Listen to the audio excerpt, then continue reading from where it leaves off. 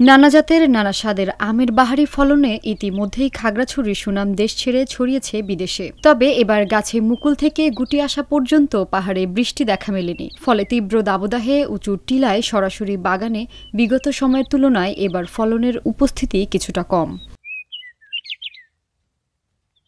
তবে আমের আকার বেশ বড় হওয়ায় পেরিয়ে যাবে উৎপাদন লক্ষ্যমাত্রা। আবহাওয়া অনুকূলে থাকলে বড় আকারের এসব আমের বাজার দরও ভালো হবে এমন আশা চাষি ও বাগান মালিকদের।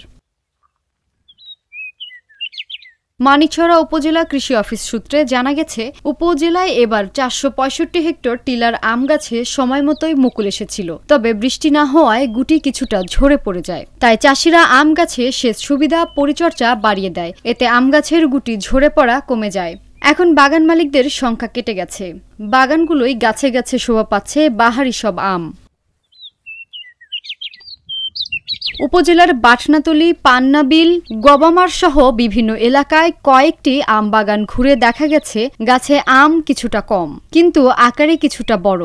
পরিপক্ক হলে ৪ থেকে ৫টায় ১ কেজি হবে। উপজেলার প্রসিদ্ধ আম বাগান সেমপ্রোপাড়ার তাহের গার্ডেনে ২৯ একর জায়গায় দেখা গেছে আম্রপালি, বেনানা, ফজলি সহ নানা জাতের আম।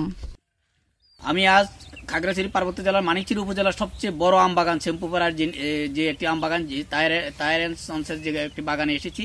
এই বাগানে মোট ২৫ একর জায়গায় উনি বিভিন্ন প্রজাতির আমের চাষ করেছেন। উপজেলার মধ্যে সবচেয়ে বড় এবং বিভিন্ন জাতের বেশি আমের ফলন এই বাগানে হয়ে থাকে।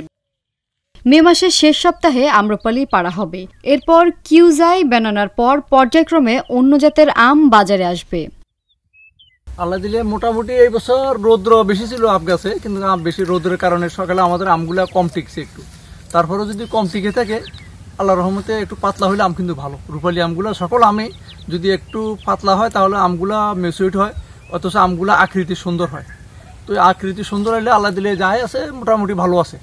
আশা করি যে গতবার থেকে যদিও আম কম হয়, আমের সাইজের কারণে আমরা আশা করি যে আগামী গতবারের চেয়ে এবছর মার্কেটিং ভালো করতে পারবো। এই বছর আমাদের আমগুলা যদিও কম আসে, কিন্তু দেখেন আমাদের এই দেখেন সবগুলো আমে মেচুরিট অনেক বড় বড়। অন্তত এই বছর 4-5টা কেজি, এর নিচে কিন্তু আমার কোনো আমে নাই। বেশি আছে মনে করেন যে রূপালী তো সবচেয়ে বেশি আমার, তারপরে আছে বাড়িফুল, তারপরে আছে আমরা মাহালিসা বলি, এটা কেউ গ্রাম্য ভাষায় বানানা বলে, যেহেতু বানানা আকৃতি আমটা।